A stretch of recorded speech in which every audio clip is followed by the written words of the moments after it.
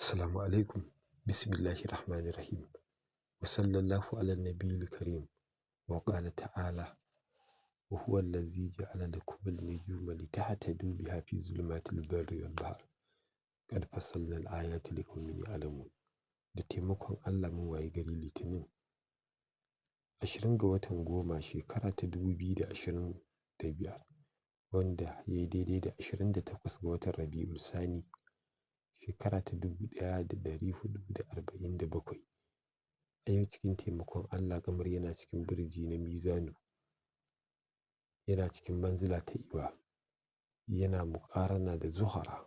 Sa'o'in kamar da taimakon Allah za su kasance kamar haka: ƙarfe 6:16 na safe zuwa ƙarfe 7:15, sai ƙarfe 1:10 na rana zuwa ƙarfe 2:09, sai kuma ƙarfe 8:08 na dare zuwa ƙarfe 9:09, sai ƙarfe 3:13 na tsakar dare zuwa ƙarfe 4:14 cikin taimakon Allah.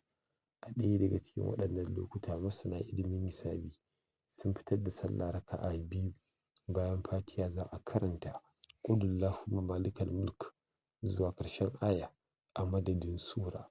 Bayan sallama ai wa annabi salati, ai istighfari daidai gwargwado, sai a karanta ya maliku guda 90, ya majidu guda 57. Da taimakon Allah za ka samu dawwama ta ni'ima a cikin duka al'amarin da Ubangiji ya baka.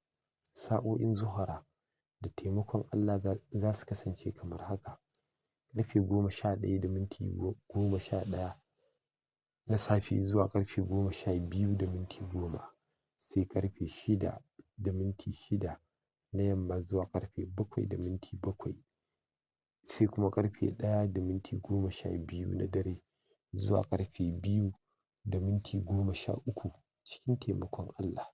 A ɗaya daga cikin waɗannan lokuta masana ilimin hisabi sun fitar da wuridin ya Allahu ya Razzaƙu 374, sai a karanta inna Allaha huwal razzaqu dhul quwwatil matin guda 308 domin neman wadata ta arziki da yassarewa na duka arziki. Muna roƙon Allah ya sanya abin da muka yi daidai hadiya zuwa ga shugaba, abin da muka yi kuskure muna neman taimakon Allah ya gafarta mana. Daga ɗalibin kuma Ma'ul'ainain Zubairu Kasim 08028 60 0583. Huta lafiya.